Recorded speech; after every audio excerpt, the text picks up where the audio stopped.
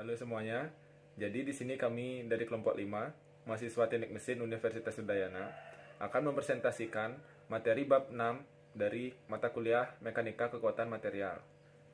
Sebelum itu, izinkan kami memperkenalkan diri.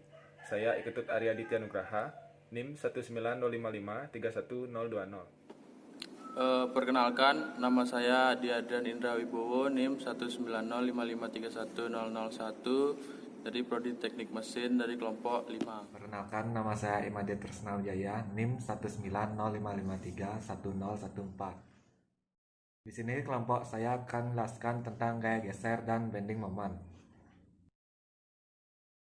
Pertama, saya akan menjelaskan dasar-dasarnya.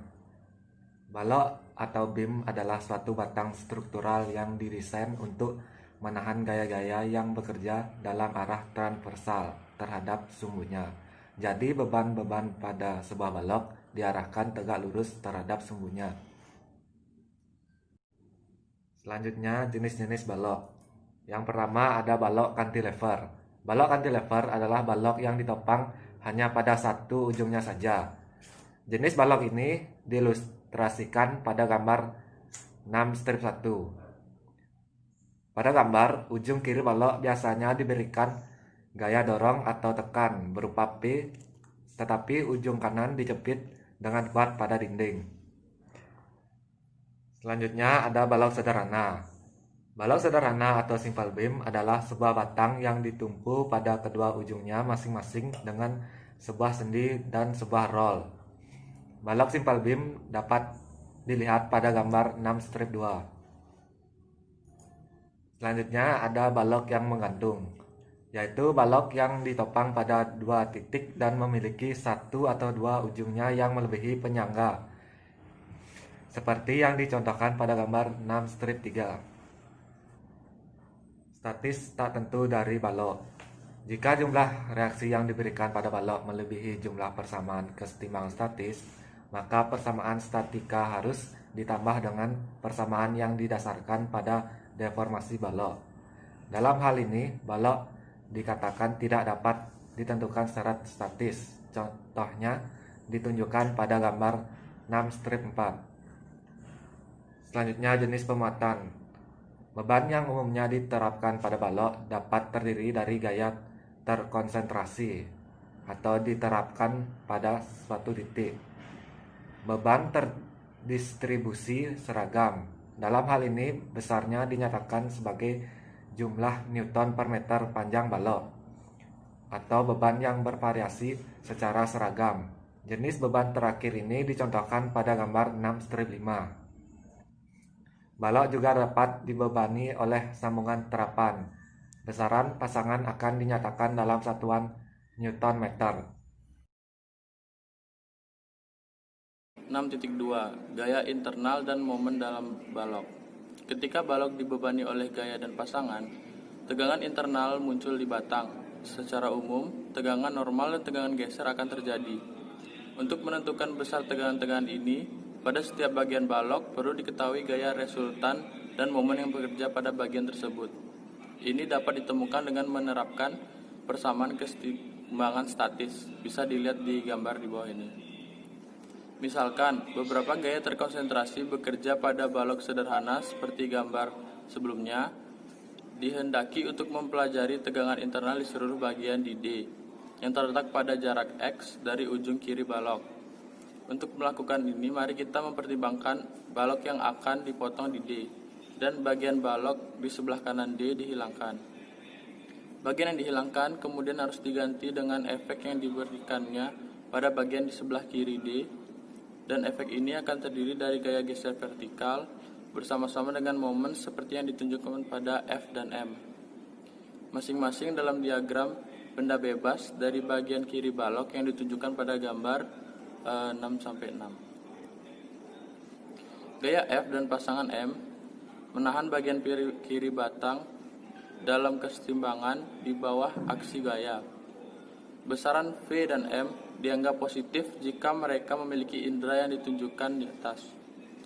Momen penahan. Pasangan M yang ditunjukkan pada gambar B di bagian D disebut momen penahan.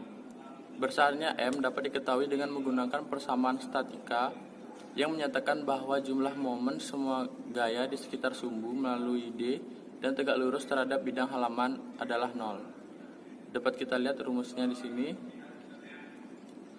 Sigma MD sama dengan M min R1X plus P1 dalam kurung X kurang A plus P2 dalam kurung X min B sama dengan 0, atau M sama dengan R1X min P1 dalam kurung X min A kurang P2 dalam kurung X min B.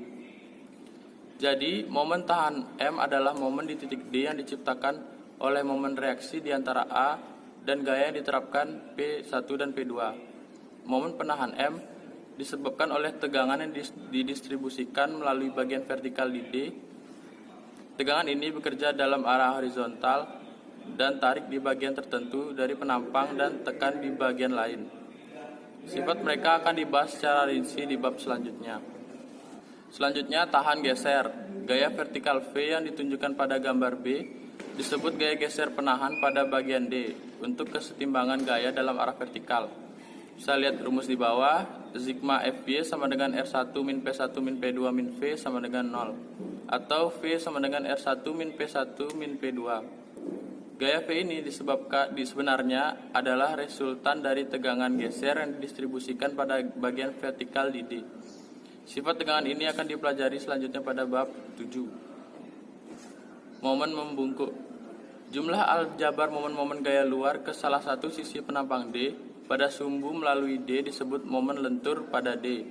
Hal ini diwakili oleh R1X min P1 X min A min P2 dalam kurung X min B.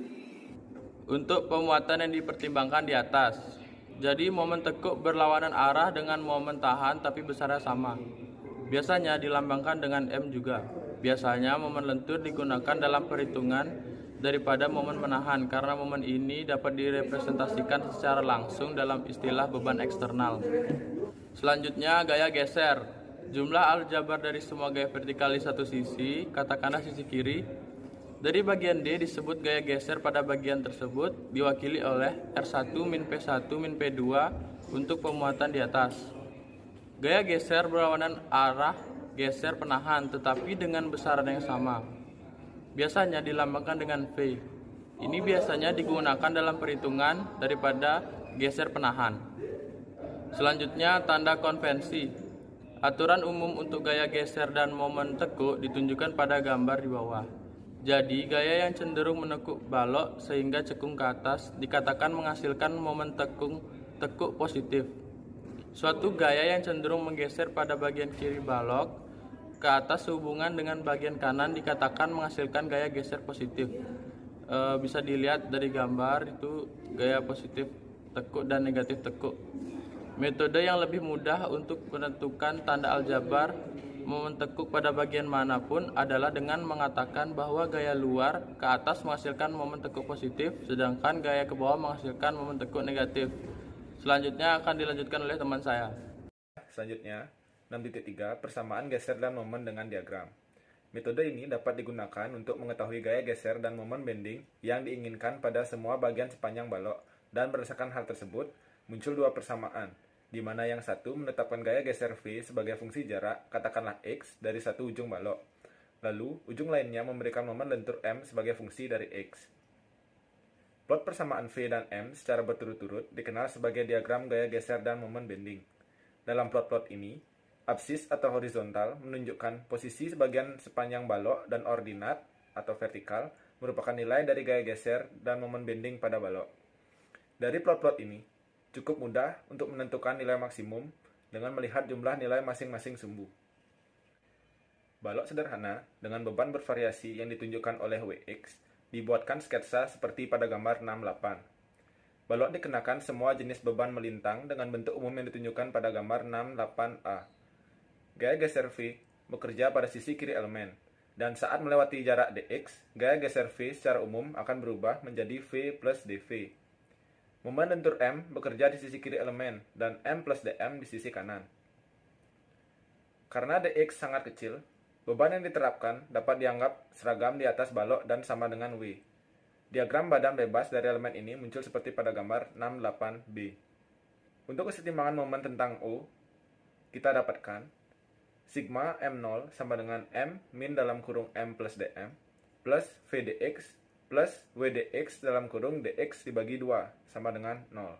Atau dm sama dengan VDX plus setengah W DX kuadrat. Karena suku terakhir terdiri dari hasil perkalian dua diferensial, suku ini dapat diabaikan dibandingkan dengan suku lainnya hanya melibatkan satu perbedaan. Maka dm sama dengan VDX atau V sama dengan dm per dx. Jadi, gaya geser sama dengan laju perubahan momen bending terhadap x. Persamaan ini akan terbukti sangat bermanfaat dalam menggambar diagram geser dan momen bending. Pada gambar 69, jika kurva yang ditunjukkan mewakili bagian dari diagram momen bending, maka nilai kritis dapat terjadi pada titik A dan B. Untuk menentukan arah cekung pada titik seperti A atau B, kita dapat membentuk turunan kedua dari M, sehubungan dengan X yaitu D kuadrat M per DX kuadrat. Jika turunan keduanya positif, maka diagram momennya cekung ke atas, seperti pada A, dan momen mengasumsikan nilai minimum. Jika turunan keduanya negatif, diagram momen cekung ke bawah, seperti pada gambar B, dan momen mengasumsikan nilai maksimum. Namun, seperti yang ditunjukkan di C, jika ada titik seperti itu, momen di sana harus ditentukan secara numerik dan kemudian dibandingkan dengan nilai-nilai lain yang mungkin kritis. Terakhir, untuk kesetimbangan vertikal dari elemen yang kita miliki, WDX plus V min dalam kurung V plus DV sama dengan 0 atau W sama dengan DV per DX. Hubungan ini akan menjadi nilai dalam membangun diagram gaya geser. Lalu selanjutnya 6.4, fungsi singularitas. Teknik yang dibahas pada bagian 6.2 dan 6.3 sebelumnya sudah memadai jika pembebanan terus-menerus bervariasi sepanjang balok.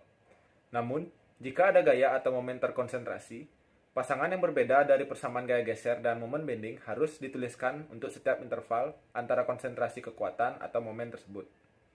Setidaknya, beberapa kekompakan representasi dapat dicapai dengan pengenalan singularitas atau rentang setengah fungsi. Menurut definisi, tanda kurung siku x min a dan tentukan kuantitas ini menjadi 0 jika x min a lebih kecil dari 0, maka x lebih kecil dari a. Dan sederhananya, x min a jika x min a lebih besar dari 0, maka x lebih besar dari a. Artinya, fungsi setengah rentang didefinisikan memiliki nilai hanya jika argumennya positif. Jika argumennya positif, maka poinnya tanda kurung berperilaku seperti tanda kurung biasa. Rumus fungsi singularitas f n x sama dengan x min a pangkat n. Sesuai hukum integrasi, integral 0 menuju x, y min a pangkat n dy sama dengan x min a pangkat n plus 1 per n plus 1 untuk n lebih besar atau sama dengan 0. Fungsi singularitas sangat cocok untuk representasi gaya geser dan momen lentur atau bending dalam balok tunduk pada beban yang diinginkan. Penggunaan fungsi singularitas untuk representasi gaya geser dan momen bending memungkinkan untuk menggambarkan masing-masing besaran ini dengan persamaan tunggal sepanjang balok tanpa peduli seberapa kompleks pemuatannya. Yang terpenting, pendekatan fungsi singularitas mengarah pada kesederhanaan implementasi komputer. Sekian presentasi dari kami. Kami mohon maaf apabila ada salah kata yang kurang berkenan dalam hati semuanya. Terima kasih sudah menonton video ini. Sampai jumpa.